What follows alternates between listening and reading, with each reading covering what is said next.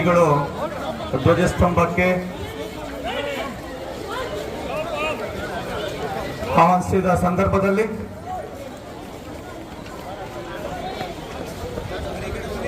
ಧ್ವಜಿನಿಯಾಗಿರತಕ್ಕಂಥ ನಾಗರಾಜ್ ಅವರು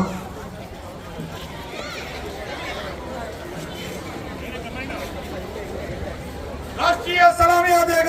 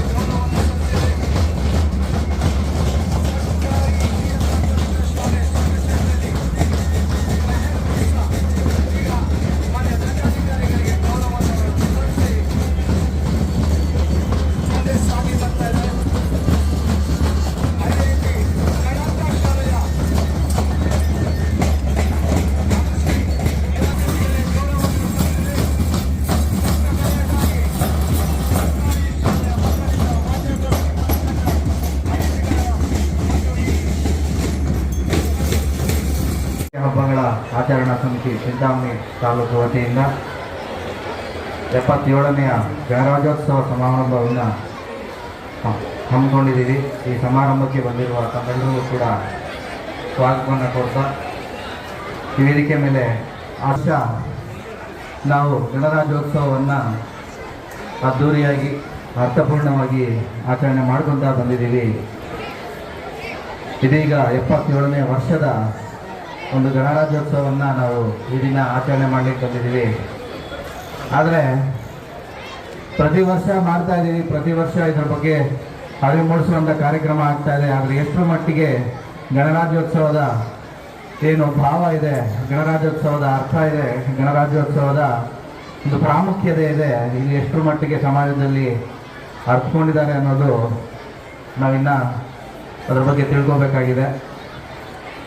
ಪ್ರತಿ ವರ್ಷ ಗಣರಾಜ್ಯೋತ್ಸವ ಅಂದರೆ ಒಂದು ರಜಾ ದಿನ, ಒಂದು ಸಿಹಿ ಕೊಡುವಂಥ ದಿನ, ಇಷ್ಟಕ್ಕೆ ಮಾತ್ರ ಸೀಮಿತವಾಗದೆ ಗಣರಾಜ್ಯೋತ್ಸವದ ಪ್ರಾಮುಖ್ಯತೆಯನ್ನು ಅರ್ಥಕೋಬೇಕು.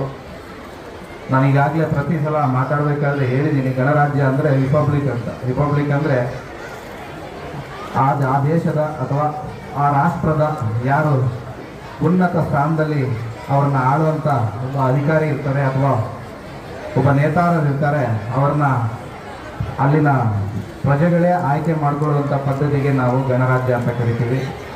ಎಲ್ಲರೂ ಕೂಡ ನಮ್ಮನ್ನು ಒಂದು ಬಲಿಷ್ಠವಾದಂತಹ ಪ್ರಜಾಪ್ರಭುತ್ವ ದೇಶದ ಒಂದು ಏನು ಆಶಯಗಳನ್ನ ಇಟ್ಕೊಂಡು ನಮಗೆ ಸ್ವಾತಂತ್ರ್ಯ ಕೊಟ್ಟರು, ಆ ಆಶಯಗಳನ್ನ ಉಳಿಸ್ಕೊಳ್ಳೋಂಥ ಕಡೆಗೆ ನಮ್ಮಲ್ಲಿ ನಮ್ಮನ್ನು ಕರ್ಕೊಂಡು ಬರುವಂಥ ಒಂದು ಕೆಲಸ ಮಾಡಿದರು. ಹಾಗಾಗಿ ಈ ಒಂದು ವೇದಿಕೆಯ ಮುಖಾಂತರ ಇಷ್ಟು ವರ್ಷಗಳ ಕಾಲ ನಮ್ಮನ್ನು ಸದೃಢವಾದಂತಹ ಒಂದು ಪ್ರಜಾಪ್ರಭುತ್ವದಲ್ಲಿ ಒಬ್ಬ ಪ್ರಜೆಗಳನ್ನಾಗಿ ನಮ್ಮನ್ನು ಮಾಡಿರುವಂಥ ನಮ್ಮೆಲ್ಲ ನೇತಾರರಿಗೂ ನಮಿಸ್ತಾ ಈ ದಿನದ ನನ್ನ ಈ ಒಂದು ಸಂದೇಶವನ್ನು ಮುಗಿಸ್ತೀನಿ. ಜೈ ಹಿಂದ್, ಜೈ ಕರ್ನಾಟಕ. ರಾಜ್ಯ ಅಂತ ಹೆಸರಿಟ್ಕೊಂಡ ತಕ್ಷಣ ಎಲ್ಲರೂ ಗಣರಾಜ್ಯವಾಗಿ ಏನು ಅಲ್ಲಿ ಗಣರಾಜ್ಯದ ವ್ಯವಸ್ಥೆ ಇರಬೇಕು, ಆ ವ್ಯವಸ್ಥೆಗೆ ಅನುಗುಣವಾಗಿ ನಡ್ಕೋತಾರೆ ಅಂತ ಹೇಳೋದಕ್ಕೆ ಸಾಧ್ಯ ಇಲ್ಲ.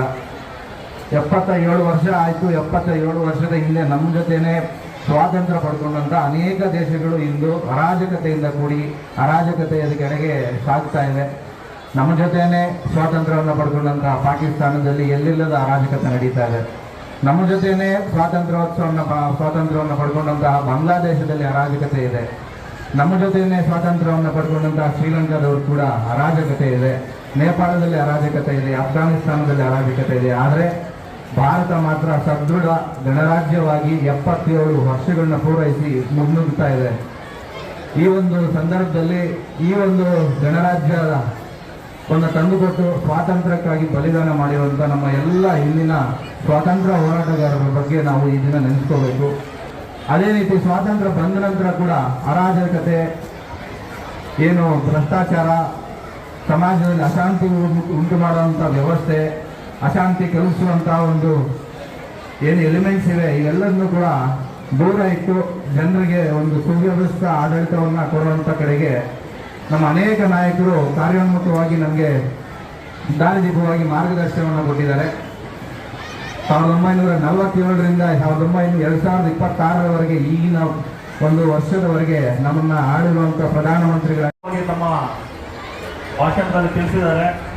ಕೆಲವೇ ವಿಚಾರಗಳನ್ನು ನಾನು ತಾಲೂಕು ಮಟ್ಟದ ಮಂಡಿಸ್ತಾ ಈ ಒಂದು ಗಣರಾಜ್ಯೋತ್ಸವ ಸಂದರ್ಭದಲ್ಲಿ ಸದೃಢವಾಗಿರುವಂಥ ಡಾಕ್ಟರ್ ಬಾಬಾ ಸಾಹೇಬ್ ಅಂಬೇಡ್ಕರ್ ಕೊಟ್ಟಿರುವಂಥ ಒಂದು ಸಂವಿಧಾನದಾರಿಯಲ್ಲಿ ನಮ್ಮ ದೇಶ ಮತ್ತು ರಾಜ್ಯಗಳು ತನ್ನದೇ ಆದಂಥ ಒಂದು ಪಥದಲ್ಲಿ ಮುನ್ನುಗ್ಗುತ್ತಿರುವ ಈ ಸಂದರ್ಭದಲ್ಲಿ ಚಿಂತಾಮಣಿಯು ವಿಶೇಷವಾಗಿ ಈ ರಾಜ್ಯದ ಉನ್ನತ ಶಿಕ್ಷಣ ಸಚಿವರು, ಜಿಲ್ಲಾ ಉಸ್ತುವಾರಿ ಸಚಿವರವರ ನೇತೃತ್ವದಲ್ಲಿ ಅಭಿವೃದ್ಧಿಯತ್ತ ಸಾಗುತ್ತಿದೆ ಅನ್ನೋದು ಒಂದು ವಿಚಾರವನ್ನು ತಮ್ಮಲ್ಲಿ ಮಂಡಿಸ್ತಾ, ನಗರವು ತನ್ನದೇ ಆದಂತಹ ಅಭಿವೃದ್ಧಿ ಘಟ್ಟದಲ್ಲಿ ಕೆಲವೇ ದಿನಗಳಲ್ಲಿ ಈ ಒಂದು ಕ್ರೀಡಾಂಗಣವೂ ಸಹ ಸಿಂಥೆಟಿಕ್ ಕ್ರೀಡಾಂಗಣವಾಗಿ ಮಾರ್ಪಾಡಾಗಲಿದೆ. ನಗರಕ್ಕೆ ಹೊಸ ಕ್ರಿಕೆಟ್ ಸ್ಟೇಡಿಯಂ ಸಹ ಬರ್ತಿದೆ. ಕೋಟ್ಯಾಂತರ ರೂಪಾಯಿಗಳ ವೆಚ್ಚದಲ್ಲಿ ರಸ್ತೆಗಳು ಮತ್ತು ಪಾದಚಾರಿ ವ್ಯವಸ್ಥೆಗಳು ಸಹ ಗುಣಮಟ್ಟದಿಂದ ಕೂಡಿರುವುದನ್ನು ನೀವು ಕೆಲವೇ ಒಂದು ತಿಂಗಳುಗಳಲ್ಲಿ ಕಾಣಬಹುದು.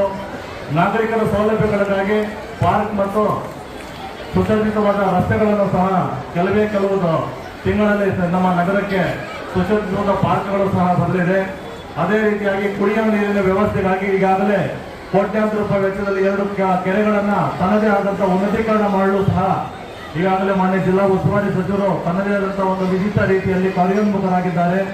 ವಿಶೇಷವಾಗಿ ನಗರದಲ್ಲಿ ಮತ್ತು ಗ್ರಾಮಾಂತರ ವ್ಯಾಪ್ತಿಯಲ್ಲಿ ಪ್ಲಾಸ್ಟಿಕ್ ಮುಕ್ತ ತಾಲೂಕನ್ನು ಮಾಡಲು ತನ್ನದೇ ಆದಂತಹ ಪಣ ಒಡ್ಡಿದ್ದಾರೆ. ಅದಕ್ಕಾಗಿ ಎಲ್ಲ ತಾಲೂಕು ಮಟ್ಟದ ಅಧಿಕಾರಿಗಳು ಸಹ ನಾವು ಈಗಾಗಲೇ ಅವ್ರ ಜೊತೆ ಕೈ ಜೋಡಿಸ್ತಾ ಇದ್ದೀವಿ. ತಮ್ಮಲ್ಲಿ ಎಲ್ಲ ತಾಲೂಕಿನ ಎಲ್ಲ ಜನತೆಯಲ್ಲಿ ನಾನು ಈ ಸಂದರ್ಭದಲ್ಲಿ ಕಳಕಳಿಯಿಂದ ಮನವಿ ಮಾಡ್ತೇನೆ.